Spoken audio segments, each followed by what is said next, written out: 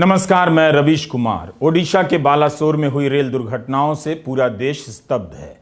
2 यात्री गाड़ियां और एक मालगाड़ी के दुर्घटनाग्रस्त होने के कारण 260 से अधिक लोगों की मौत हो गई है और घायलों की संख्या करीब 1000 बताई जा रही है। इनमें से कई गंभीर रूप से भी घायल हैं। कहा जा रहा है कि यह दुर्घटना भारत की रेल दुर्घटनाओं के इतिहास की भयंकर दुर्घटनाओं में से एक हो सकती है। हावड़ा से चेन्नई जाने वाली Shalimar Chennai Coromandel super fast express शानदार ट्रेन के रूप में मानी जाती है। यह वो ट्रेन है जिसने सही मायने में पूरब और उत्तर को दक्षिण से जोड़ा है। इस ट्रेन की रफ्तार और रूट की खूबसूरती को लेकर लोग खूब बातें किया करते थे। इसलिए यह दुर्घटना केवल उस वक्त सवार लोगों की जिंदगी के साथ नहीं हुई है, उन लोगों के साथ भी घट गई है जो इस ट्रेन के यात्री रहे हैं। उनकी कल्पनाओं में किसी खूबसूरत परी की तरह आबाद कोरोमंडल सुपरफास्ट को इस हाल में देखना उन सभी के होश उड़ गए होंगे जिन्होंने कभी इस सुपरफास्ट से सफर किया है। बालासोर में हुई दुर्घटना में एक और ट्रेन हादसे का शिकार हो गई।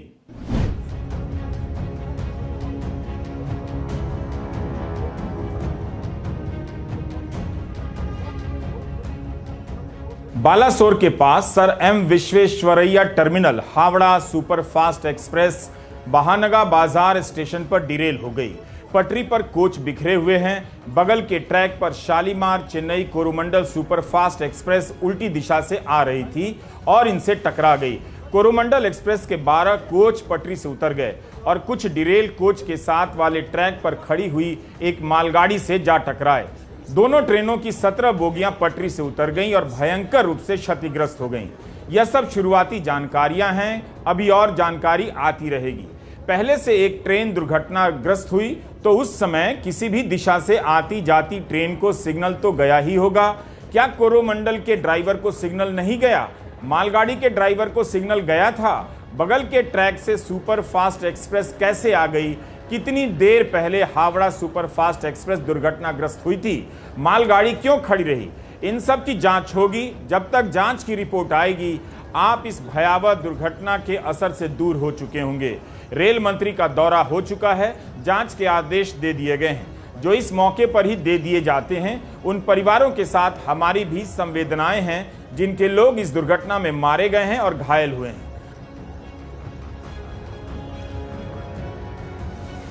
इस दुर्घटना की खबर आते ही कवच को लेकर सवाल उठने लगे और रेल मंत्री के इस संबंध में कई वीडियो वायरल किए जाने लगे जिसमें वे कवच के बारे में बता रहे हैं कि 2 ट्रेनें जब आमने सामने होंगी एक ही पटरी पर तो 400 मीटर पहले रुक जाएंगी। पूछा जा रहा है कि इस रूट पर कवच था या नहीं। जवाब आ गया है, इस रूट पर कवच नहीं था।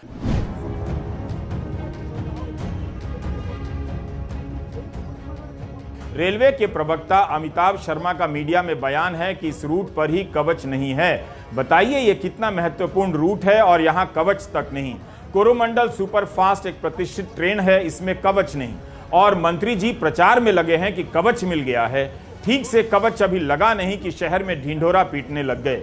अगर कवच इस रूट पर होता तो शायद आज 260 से अधिक लोग नहीं मारे जाते। ट्रेनों की टक्कर को रोकने के लिए दुनिया भर में कई टेक्नोलॉजी हैं। कई साल से हम लोग इस पर सुनते आ रहे हैं कि टक्कर रोकने के यंत्र लगाए जाएंगे। इनकी कोई सूचना नहीं होती है। अब बस कवच कवच होने लगा है।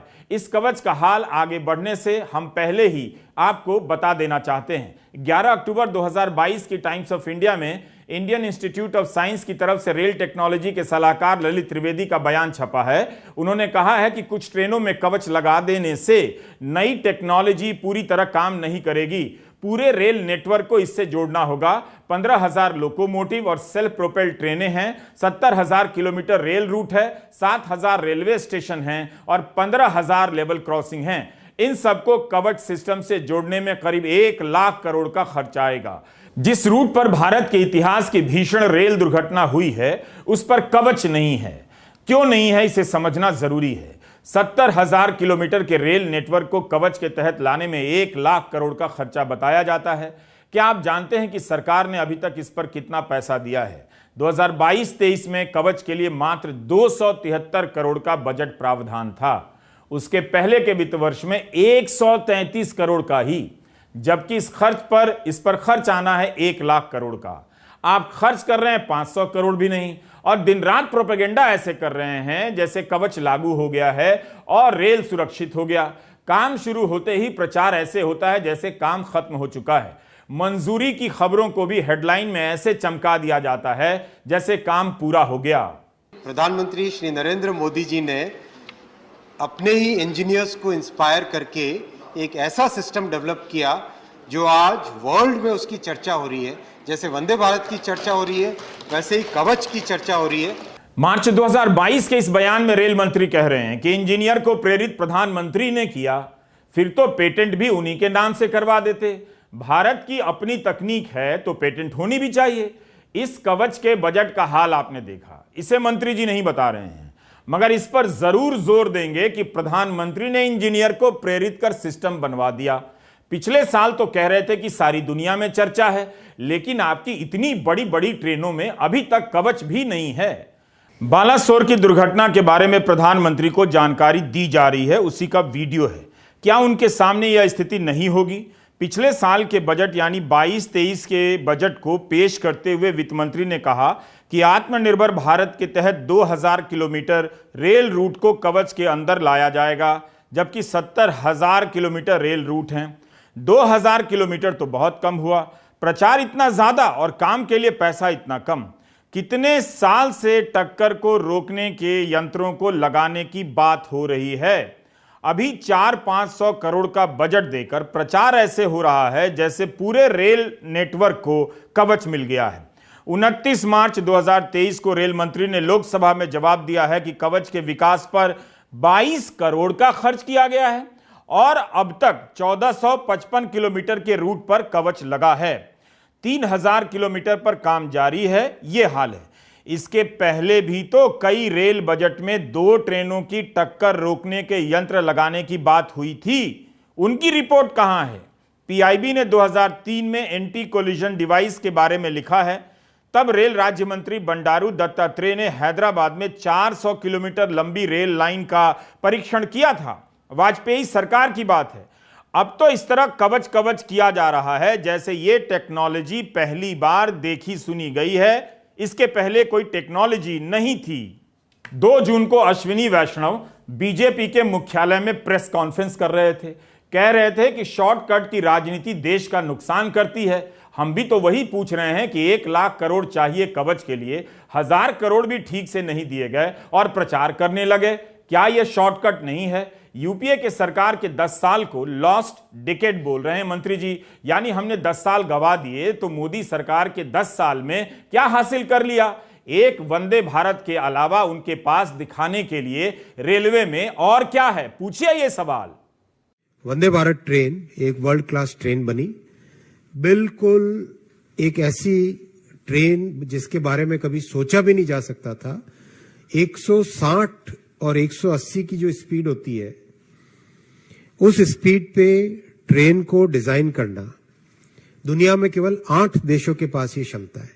Only 8 countries have the design capability to design and manufacture a train which can run at 180 kmph.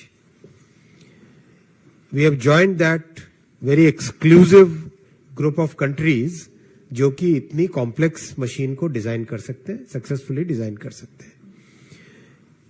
Design की बात एक है, आत्मनिर्भर भारत की बात है ये। साथ ही साथ जो पैसेंजर्स को इससे कंफर्ट आया और पैसेंजर्स को जिस तरह से एक नया साधन मिला, वो एक बहुत बड़ी बात है। हम मौके की संवेदनशीलता को समझते हैं, लेकिन आज राहत बचाव कार्य के नाम पर रेल मंत्री सवालों से नहीं बच सकते हैं। राहत और बचाव कार्य उनके मंत्रालय के अधिकारी और कर्मचारी कर रहे हैं। वो रात भर से जागे हैं। प्रधानमंत्री का दौरा हो या उनका ही दौरा हो, इसके बहाने वे सवालों से नहीं बचेंगे, क्योंकि फिर मौका नहीं मिलेगा और हम रेलवे के भीतर की हालत को समझने का एक बड़ा मौका गंवा देंगे। दुर्घटना क्यों हुई, रेलवे की हालत क्यों खराब है, इन सवालों से परिजनों को राहत ही मिलेगी कि कोई पत्रकार रेल मंत्री से जवाब तो मांग रहा है कि उनके अपने क्यों मरे। वंदे भारत ट्रेन को लेकर जिस तरह का प्रोपेगेंडा चल रहा है, उसे लेकर बात जरूरी है। क्या यही एक ट्रेन है भारत में? क्या सारा भारत इसी से चल रहा है?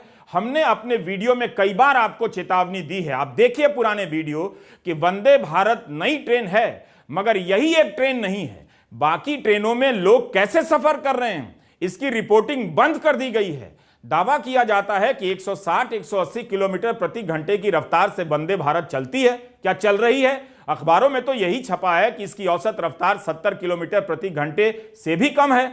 हम वंदे भारत का जिक्र इसलिए कर रहे हैं कि पिछले 1 साल से केवल इसी ट्रेन का उद्घाटन प्रधानमंत्री करने में लगे हैं, रेल मंत्री नहीं करते। इंडियन एक्सप्रेस में तो खबर आई है कि 16 बोगी की एक ट्रेन होती है, लेकिन बोगियां कम हैं, तो उद्घाटन के लिए 8-8 बोगी की वंदे भारत लॉन्च होने लगी है। नई ट्रेनें आती रहती हैं, आनी भी चाहिए, लेकिन इतना भी तो दिखावा नहीं होना चाहिए। हालांकि कोई भी सरकार दुर्घटना के तुरंत बाद मुआवजे का ऐलान कर ही देती है, लेकिन इस तरह के भयंकर हादसों के वक्त रेल मंत्री को ट्वीट करने से बचना चाहिए था कि मृतकों को 10 लाख रुपए दिए जाएंगे, गंभीर रूप से घायलों को 2 लाख दिए जाएंगे। सभी सरकारें अमूमन ऐसा करती हैं, लेकिन उस वक्त जब लोग अपने परिजनों का हाल खोज रहे थे, मरने का समाचार मिल रहा था, 10 लाख के ऐलान को रोका जा सकता था। यह राशि चुपचाप भी दी जा सकती थी।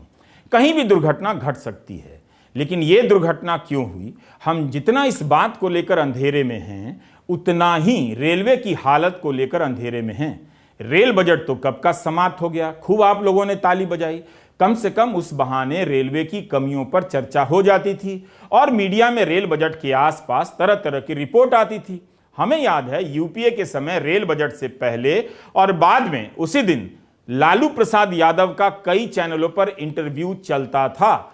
अलग अलग इलाकों में रेल की उपेक्षा को लेकर उनसे सवाल पूछे जाते थे, तो पता चलता था कि मंत्री जी ने किस क्षेत्र पर ज्यादा ध्यान दिया और कौन सा क्षेत्र अनदेखा रह गया। लेकिन अब तो आप देखेंगे कि रेल मंत्री ना तो उद्घाटन में नजर आते हैं, ना रेल को लेकर खुली प्रेस कॉन्फ्रेंस में। सवाल जवाब तो लगता है जैसे बंद ही हो चुका है, क्योंकि पार्टी कवर करने वाला रेलवे के बारे में क्या सवाल पूछेगा। अब देखिए, जिस शाम बालासोर में दुर्घटना हुई, उस दिन सुबह सुबह रेल मंत्री बीजेपी के कार्यालय में अपने मंत्रालय को लेकर प्रेस कॉन्फ्रेंस कर रहे थे। बेहतर यह भी होता कि अपने मंत्रालय में भी प्रेस कॉन्फ्रेंस करते, जहां रेल मंत्रालय कवर करने वाले पत्रकारों को सवाल पूछने का मौका मिलता, क्योंकि उन्हें ज्यादा पता होता है। बीजेपी के दफ्तर में वही पत्रकार होंगे जो दिन रात बीजेपी कवर करते हैं। 2 जून की दुर्घटना के बाद कहा जाने लगा कि कई साल बाद दुर्घटना हुई है। बालासोर की इन तस्वीरों को देखकर हमें भी लगा कि 2017 के बाद इतनी बड़ी दुर्घटना हुई है, लेकिन 2 दिन पहले यानी 31 मई के द हिंदू अखबार में एस विजय कुमार की एक रिपोर्ट ने ऐसी धारणाओं को गलत साबित कर दिया। इस रिपोर्ट के आधार पर रेल मंत्री से आज ही सवाल होना चाहिए था कि क्या रेलवे में लोको पायलट की कमी है? क्या ट्रेन चलाने वालों को 12 घंटे से ज्यादा की ड्यूटी कराई जा रही है? अगर हां, तो इसका ट्रेन की सुरक्षा पर या उनकी सेहत पर क्या असर पड़ रहा है? विजय कुमार ने लिखा है कि सूत्रों के अनुसार रेलवे में 21-22 में 35 रेल दुर्घटनाएं हुई हैं, जिनमें या तो लोग मारे गए हैं या हताहत हुए हैं, या जिनमें रेलवे को नुकसान हुआ है। और 2022-23 में इनकी संख्या बढ़कर 48 हो गई। बिना नुकसान वाले साधारण दुर्घटनाओं की संख्या 2022-23 में 162 थी। 35 मामलों में सिग्नल देखने में चूक हुई, जिसे signal passed at danger SPAD कहते हैं। क्या ये छोटी छोटी दुर्घटनाएं किसी बड़ी दुर्घटना की तरफ इशारा नहीं कर रही थीं?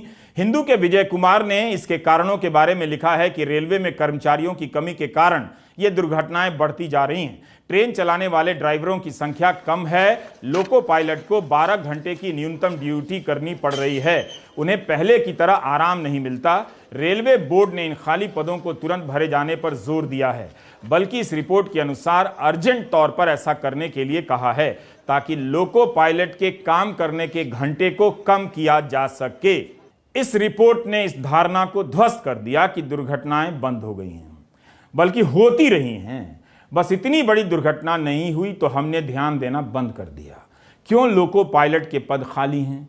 इस सवाल को इसी वक्त पूछा जाना चाहिए जब लोगों का ध्यान बालासोर की दुर्घटना को लेकर सबसे अधिक है।